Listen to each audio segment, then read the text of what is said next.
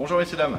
Alors aujourd'hui la société Vosges Modélisme va vous présenter une nouveauté, un drone, un beau drone qui est super sympa à piloter, très joli, un beau design, des belles LED, des LED qui ne sont pas collées mais qui sont incorporées directement au fuselage, donc c'est mieux. 4 protections amovibles que j'ai fixées là pour vous montrer, mais elles s'enlèvent, on a juste enlevé la petite vis et on les enlève. Donc c'est un gage de sécurité pour les débutants, pour les hélices, bon, sachant que les hélices se plient, c'est un plastique souple, donc avant de les casser il faut quand même vraiment y mettre du sien. Donc il est équipé d'une caméra, une caméra HD, donc on va filmer en 1280 sur 720p, d'accord. On va avoir la possibilité également de prendre des photos, donc photos de 2 millions de pixels. Le tout est enregistré sur une petite carte micro SD qui est derrière là, donc qui est fournie, c'est une 2 Go. Voilà, on va la remettre en place. Donc bien entendu, on va pouvoir déclencher la prise de photo ou la prise de vidéo par rapport à la télécommande directement à distance. À l'intérieur, on est avec une batterie LiPo 7V4 en 500 mAh. Voilà, donc on range un petit compartiment batterie. On va ranger, tac. Donc un petit interrupteur, ça permet d'avoir la fiche de brancher. On branche la fiche, le drone n'est pas forcément allumé, on a un petit interrupteur ici pour allumer le drone. D'accord. Voilà. Donc au niveau de la télécommande, on est en 2,4 GHz. Donc c'est très bien, ça permet de ne pas avoir d'interférence. Donc on a plusieurs fonctions dessus. Donc mode 2, donc gaz à gauche, on fait monter, descendre le drone ici. On le fait tourner sur lui-même ici. Là on a la marche avant, la marche arrière, la translation à droite et la translation à gauche. On a 4 vitesses sur ce produit là, donc on a la possibilité de les passer ici. Donc 2 bips deuxième vitesse, 3 bips troisième, en même temps ça affiche 75%, 100%, 4 bips, on est en 4e vitesse, donc là ça va très très vite. En haut à droite, on a la possibilité de faire des loopings. Quand on appuie ici, on met un coup de marche avant, le drone fait un looping automatiquement en l'air. Ou si on veut faire un looping sur le côté, simplement on met le manche sur le côté, ou en arrière pareil. Voilà, donc en haut on a l'état des 4 piles LR6 qui sont dans la télécommande. Les petits traits là, donc ça nous dit quand les piles faiblissent. Là en haut on a le réseau entre le drone et puis la télécommande. Et les petits traits que vous avez là, ça c'est les trims. Donc les trims c'est toujours la même chose. Notre drone il est en l'air, il part légèrement vers la droite sans que nous on le fasse aller à droite. Eh bien on peut très bien lui mettre un petit peu de trim vers la gauche pour le recentrer.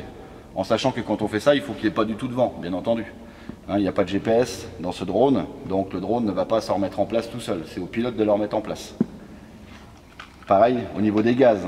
Quand on pilote, on va tout doucement au niveau des gaz. Il ne faut pas mettre des grands coups de gaz, il ne faut pas faire ça, quoi. Ça se joue au millimètre. D'accord ? Donc on monte, on voit que le drone il continue à monter, on amorce tout de suite la descente. On met un petit millimètre vers le bas, jusqu'au moment où on voit que le drone réagit et qu'il commence à se stabiliser et à descendre légèrement. On doit toujours bouger ce petit manche là. Il ne va pas rester tout seul en l'air, ça n'existe pas. Si, ça existe, mais sur des drones à 600 € comme des Fantômes ou autres, ou des CX-20. Voilà. Donc autrement sur ce produit là, je vais vous faire une petite démonstration. En même temps on va filmer. Donc on s'est mis dans une salle aujourd'hui parce que on a comme d'habitude un vent monstrueux dehors. Donc bien entendu on ne pourrait pas voler avec ce style de drone aujourd'hui, étant donné que le vent il est largement au-dessus des 40 km/h. Là on va pouvoir voler, aller jusqu'à 15-20 km/h sans problème.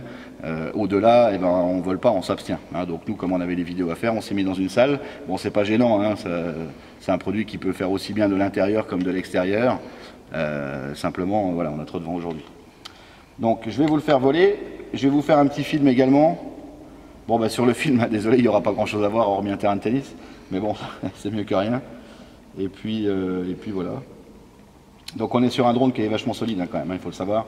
Moi je l'aime beaucoup, quand j'ai fait mes essais et tout ça, je trouve que c'est vraiment un drone sympa. On a une bonne stabilité, il est très bien. Allez, on l'allume, donc j'ai allumé le petit interrupteur en dessous. Je mets le manche de gauche en bas, c'est la sécurité. J'allume ma télécommande et je fais un mouvement de va-et-vient avec le manche des gaz pour enlever la sécurité enfant. Tac, tac, voilà. La lumière rouge là ne clignote plus, elle est fixe. Ça veut dire que le drone a la télécommande et on va pouvoir commencer à voler. Donc au début, on va faire un petit vol sans filmer, et puis je déclencherai directement la caméra à distance, en sachant que ces boutons-là servent à ça. Donc si je veux simplement prendre une photo, j'appuie sur ce bouton en haut, tac, vous voyez, ça a clignoté, hop, et la petite caméra est partie. Et si je veux filmer, j'appuie sur le bouton en bas, donc là la caméra va rester, ça veut dire que je suis en train de filmer. Je veux arrêter, je rappuie sur ce bouton, ça l'arrête automatiquement. On a des LED, donc on a des LED bleus sur les côtés, et on a une rouge derrière et une blanche devant. Donc la rouge derrière ne s'éteint pas à distance, par contre nous avons la possibilité d'éteindre les deux bleus et la blanche en appuyant sur ce bouton là, tout simplement. Hein, donc là c'est éteint, il n'y a que le rouge qui est resté allumé. Alors pourquoi le rouge reste allumé? Ça permet de savoir dans quel sens on est quand on est en l'air. On sait que le rouge est à l'arrière, donc tant qu'on vole et qu'on voit le rouge, on sait que c'est l'arrière qui est vers nous. Voilà, on va le rallumer, voilà, et on va commencer.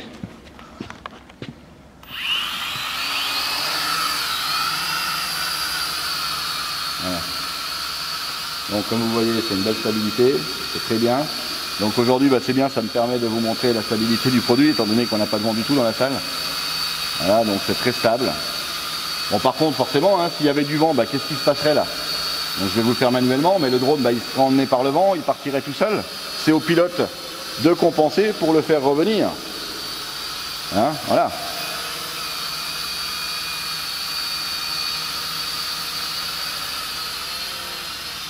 Donc là, je suis en première vitesse. Vous voyez, ça marche super bien. Moi, je sais que j'adore le piloter parce qu'il est très bien équilibré. On n'a pas de perte. Quand on tourne comme ça, on n'a pas de perte. Il reste en pleine puissance. Donc c'est très bien. Voilà, bon, allez hop, on va se mettre en deuxième vitesse. Voilà, donc là, forcément, il va aller un peu plus vite.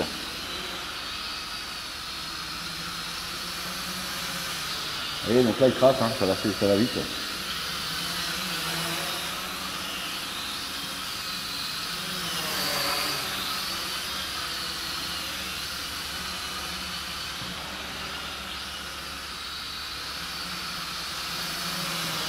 Allez, on va allumer la caméra.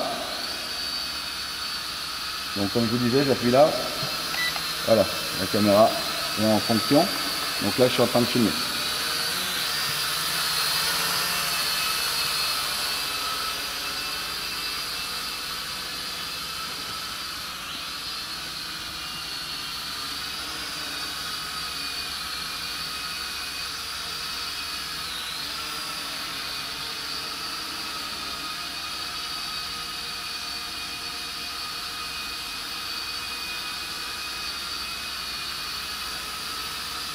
Bon, il n'y a pas grand chose à voir, hein. Comme je disais tout à l'heure, on va voir le terrain de tennis. Bon. C'est pas grave, ça permet quand même de se rendre un petit peu compte de la qualité d'image, qui est pas mal du tout, qui est très bien même. Rapport qualité-prix, c'est très très bien. Donc là on enregistre tout sur la carte micro SD hein, qui est derrière, la 2 Go, 2 mégas. Et puis quand on a terminé le vol, on se pose, on enlève cette carte, il y a un adaptateur qui est fourni avec. Et on va pouvoir brancher cet adaptateur sur son ordinateur pour revisionner ce qu'on a fait. Alors tout est pris, les photos sont en JPEG, hein, donc ça permet de les retravailler, de faire vraiment ce qu'on veut derrière. C'est comme un appareil photo numérique. Il y a également 4 hélices qui est vendu avec le drone, 4 hélices de rechange. Un petit tournevis pour pouvoir mettre les protections d'hélice.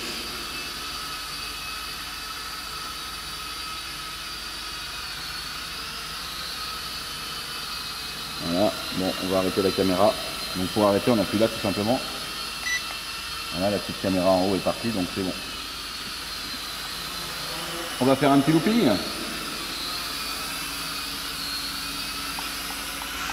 Voilà. J'ai un peu loupé mon coup, mais bon, j'ai pas énormément de hauteur, c'est pour ça.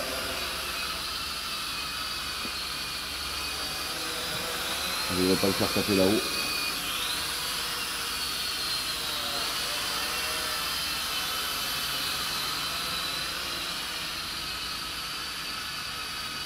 Donc il est très joli, hein. La nuit c'est magnifique.